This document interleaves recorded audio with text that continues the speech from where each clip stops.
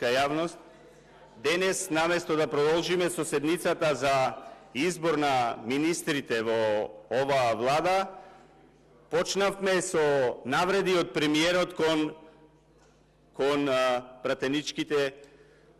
пратеничката Бети Стаменковска-Трајковска, навреди кои што еден премиер на држава не треба да си ги дозволи.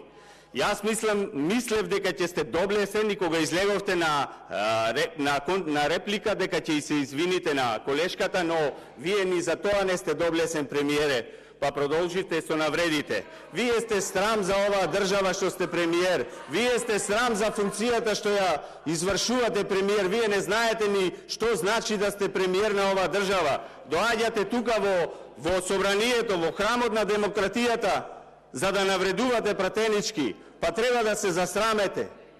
А од тука ни зборувате одговорницава Европски сојуз, европски фронтови, вие ќе сте ја носеле Македонија во Европа.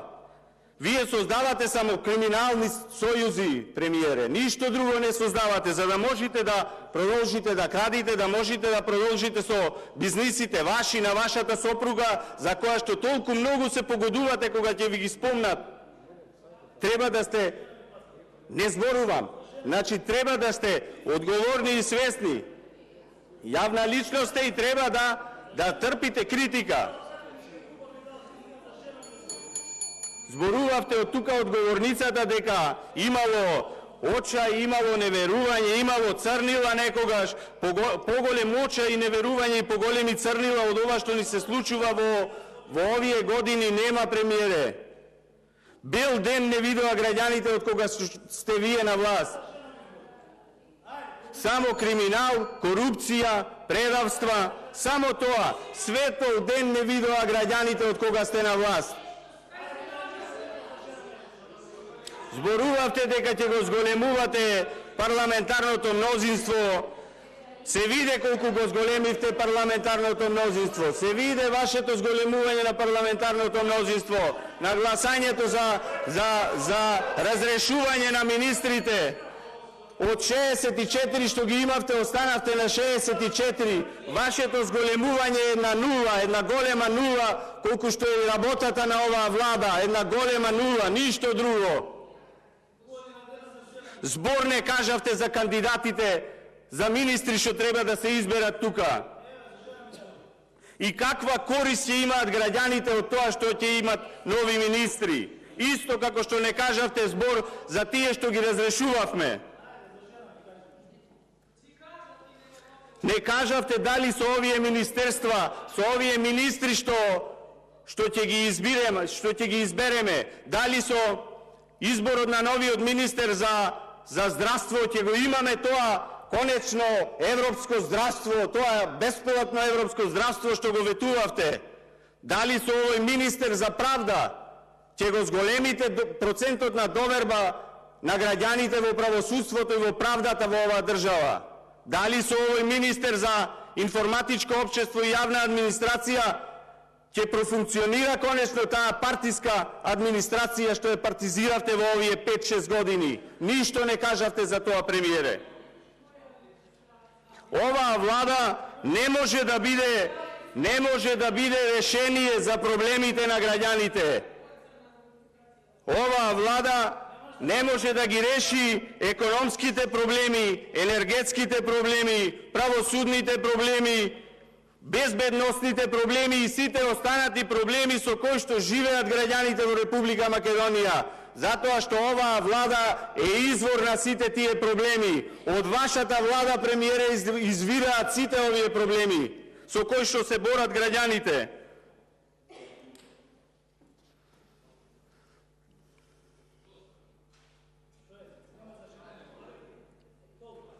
Вие можете да продолжите да провоцирате колку сакате.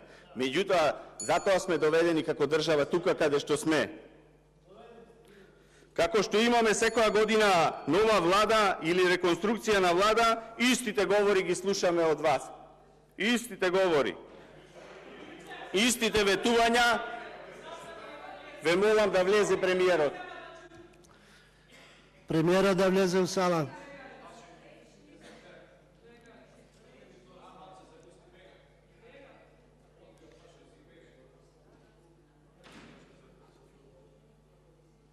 Премиерот да влезе во сала.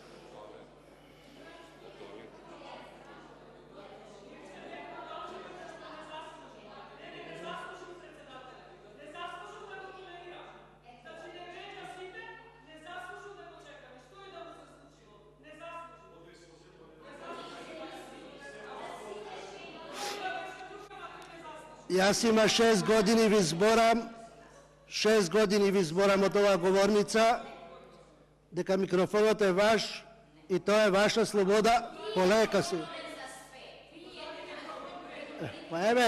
Па видите, ово ви е примерот и тога што барате од мене?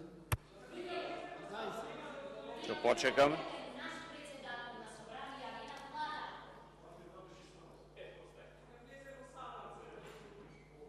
Да му кажа човекот кај е.